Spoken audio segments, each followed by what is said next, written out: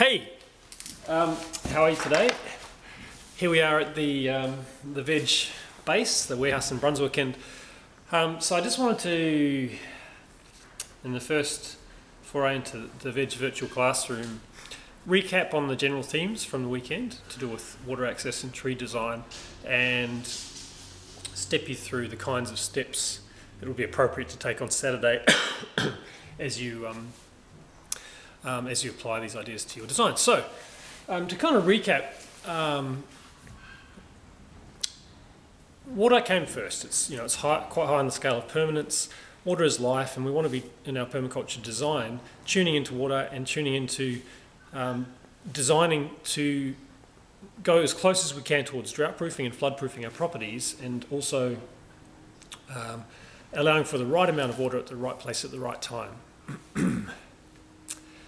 A general kind of motto of permaculture water design is slow, spread, soak and store. So we're slowing the water down as it moves through our property, we're spreading it out, we're soaking it in, and by soaking it in, we're storing it. So in our culture in general, red water today, I've only got two colours. We put in dehydration infrastructure. So there's a lot of drainage engineers in our cities, our suburbs, you name it. Even when we often design our yards, we think, oh, well, what happens when there's too much rain? We have to drain it all away. So it's all about, as water comes in, we get rid of it. As it hits the roof, it goes to stormwater, we get rid of it. It's all about removing the water. What we want to move to is a change from dehydration infrastructure to hydration infrastructure. So instead of getting rid of water as fast as possible, and then suddenly it's a drought again 2 days later and we're turning on the tap to keep the garden alive, we want to look at all the way water enters our property, a primary one of course being rainfall, but all the different ways it might enter. We want to think about how we can slow it down, how we can make it move through the property. And it's not just about making water take a very slow, leisurely, gentle journey through our property, and as Darren put it, inviting water into our property and making it a controlled guest, but it's about getting as many uses out of the water as it moves through our property. The more we can use the water, the more we can do with less water. And we'll see how this applies in a sec. Another general way of thinking about this is walking into a site and distinguishing hard receiving catchment surfaces like roofs and paths, etc., and soft receiving areas. Did I say so? Hard shedding areas versus soft receiving areas. You might call them hardware, software. So hardware is roofs and paths, software is garden beds, orchards, and so on. And we want to think carefully about all the possible catchment surfaces. And what happens to the rainwater, this beautiful, free, clean water that falls from the sky? What happens when it hits those surfaces? Where does it go? We want to think through that. And in many cases, we want to take control of that, passively direct that water to soft receiving areas where we can channel it into plant growth. All right, so let's go through, and we'll be following the general approach of blue, green, black. So let's make our site blue by getting it appropriately moist, which lets us grow vegetation, making it green, which in turn helps us build soil, making it black. So I'll draw a bigger example property. Okay, let's do this. So let's say this is a block, we might have a house, might have a shed, let's just say, I don't know, 2 by 4 metres, the house is 10 by 20 metres. And let's say there's a very subtle slope on the property from the northwest to the northeast. Maybe a slope of half a metre, so not a big deal, half a metre over 40 or 50, 60 metres. Now as you get into design, you want to be drawing on all the work you've already done, so all the site analysis. So you kind of want to have your sector analysis sitting next to this. Where are the winds and the views and the water and fire, and where are all the different relevant sectors, and noise, pollution, whatever it is. You also want to have your microclimate analysis sitting next to this. So this might be your, your microclimates, where you've got your hot, dry, exposed area, your moisture, shady areas. Your microclimate's bubbled in. And as you move into design, you want to make sure that you're anchoring your design on that prior work. Not to mention, of course, the work you did on people analysis, clarifying the goals, looking at the list of elements and massaging those elements into kind of clusters or groups. And you will also found that some elements like a tank or a dam, or in the Lovely Bank's case, a big circular track for the horse, they're kind of quite high level. And others like a parsley plant or a lemon tree are smaller. So you start to get a feel for the bigger chunks and the more detailed bits. And part of what we do in design is move from those bigger chunks or patterns or clusters or areas down to the detailed elements, such as individual plants and so on. And the other thing we do is we start with water, and then we move from water through access to trees and so on. So let's have a play around. A good thing to do first, and this is something you can all do in all your properties, is look at the harvestable roofs. Roofs are high; they sit high up on top of the house or whatever, the shed, and they shed a lot of water. Up to 95% of the water hitting the roof might come off. 5% might be lost to evaporation, splash, etc. And it's clean water. It's relatively uncontaminated when it hits the downpipe. So we tune into roofs. So what you can all start with is working out the surface area of your roof. So this is 20 by 10 metres. So we've got 200 square metres. This is 2 by 4. So we've got 8 square metres. And then you want to get a feel for what volumes of water are coming off this roof. You're really more interested in what's coming off at the times of year than you need it, but you can make a start by looking at the annual average rainfall. Let's say it's 500 millimetres a year. So what we do is we times 200 square metres by 500 millimetres, which gives us 100,000 litres. We multiply 8 square metres by 500 millimetres of rain. I'll just confirm what the heck that comes up to. So 8 times 500 equals 4,000 litres. You can think through this if you want. Why does timesing square metres by millimetres equal litres? But trust me, it works. It's to do with moving from the timesing the metre unit by the millimetre unit. And probably the best way to understand is what Darren was saying, that if 1 millimetre of rain hits 1 square metre, that equals a litre of water hitting that roof. So we're just working up from there. So that's pretty interesting. 104,000 litres of water is available to us in this scenario. That's a lot of water. The tank we saw at Darren's was, I think, that was probably 10,000 litres, maybe 20,000 litres. So you figure that out first. So we've got that much potential catchment. And at some point, when you're at the stage where you have a sort of a ballpark of productive areas, so approximately how many square metres of veggies are going to be required here, approximately how many fruit trees. Let's say we've got 20 square metres of veggies and 5 fruit trees. That's Kerry in the background cutting up some cypress for veggie beds, by the way. Bit of a noise sector. But we've got a straw bale wall keeping it quiet. Anyway, 20 square metres of veggies, and what we've worked out is, as an average, is that each square metre of veggies and each fruit tree will need about 5 litres per day in summer. It changes according to soil and management and other things, but let's work with that. So 20 square metres of veggies times 5 equals 100 litres per day. 5 fruit trees times 5 litres equals 25 litres per day. So in total, 125 litres per day.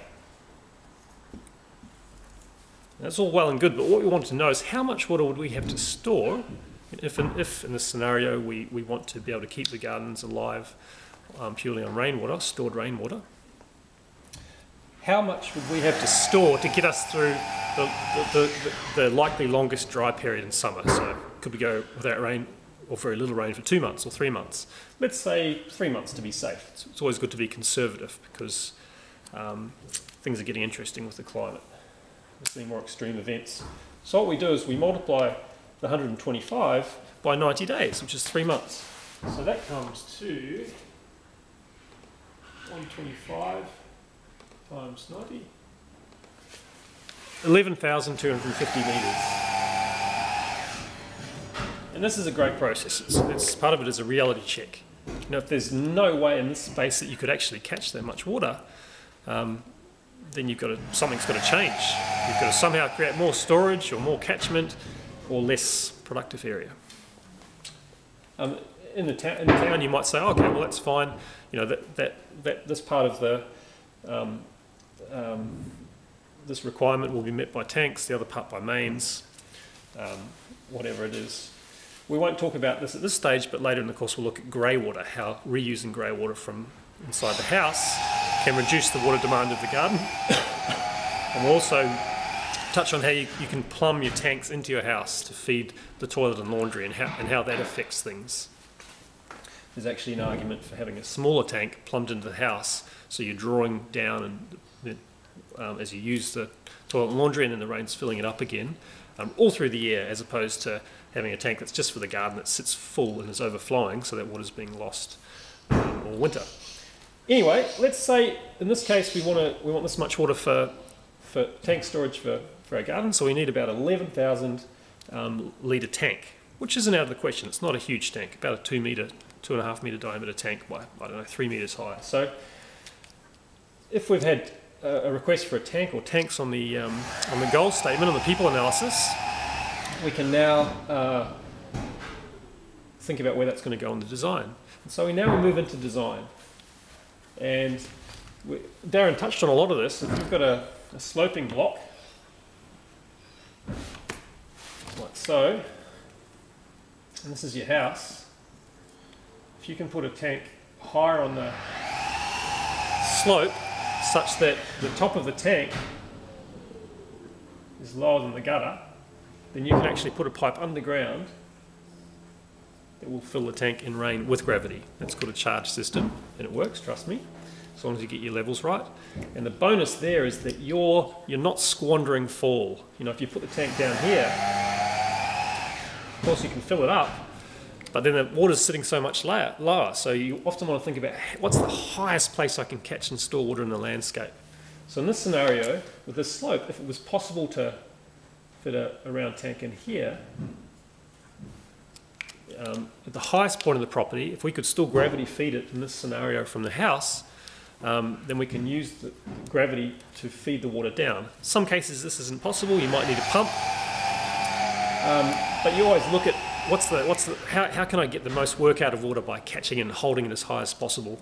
And of course you're also designing to your site analysis. So let's say there was a big eucalypt tree here, and this is also getting hot winds or whatever it is. For some reason this area is not that productive anyway, so that is another reason for putting a tank there. And now you can see as we place each thing, starting with water, we're going through our 3 design aspects. I'm placing it where I'm putting it for site analysis reasons, for zoning or nearest oftenest reasons. The tank doesn't need to be near the house, it's at the top of the slope, and making connections. And the output of the tank is water. A lot of things need water, so I'm putting the tank up high, so you can see how everything starts to come together. Now we look for other things on the wish list, other elements or areas that are to do with water. So for example, there might have been a request for a pond. And we think, okay, well where could the pond go? Well, they wanted an ornamental pond. So what about if it goes in here? You're just dotting things in at this stage. You know, near the entertaining area, close to the house. It's below the tank, so we can fill it up from the tank. It's placed so that in winter, the winter sun can reflect off the pond through the kitchen window, and so on. So you're going through the process. Where should it be relative to the house? How do we wrap it onto the site and the microclimates we've identified? And how do we make as many connections as possible? and so on. So you're starting to get your water design some ideas, and as you're doing that, you're often looking at access at the same time, and you're asking, how can our access systems, our pathways or roads or whatever, how can they harmonise with our water design and help us catch and store as much water as possible? So now we might come to our paths and we might say, well, we walk to the shed a lot, so we probably, it's a bit of a no-brainer, we need to path out towards the shed. But then we want to create a nice circular access way to take us through the productive areas of the garden, which are probably going to be north of the house here. This is the obvious zone 1 area. So we might have a nice path here that circles around. And as we lay that out, we're thinking, okay, how can that help us with the water design? How can they work together? We might have it so, let's say this section here is on contour. So as water hits this, rainwater comes off the site, possibly including tank overflow, that soaks in. And later on we might think, well, what can we plant here to use that soaking in water? Any excess might move slowly down the paths and then we can divert it into the pond.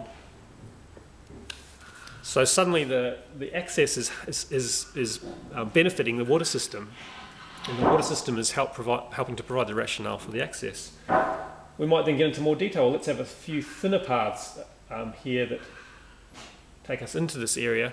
They might run on contour too, or be slightly off contour to stop and soak in water, or to move it to another point where we can store and use it.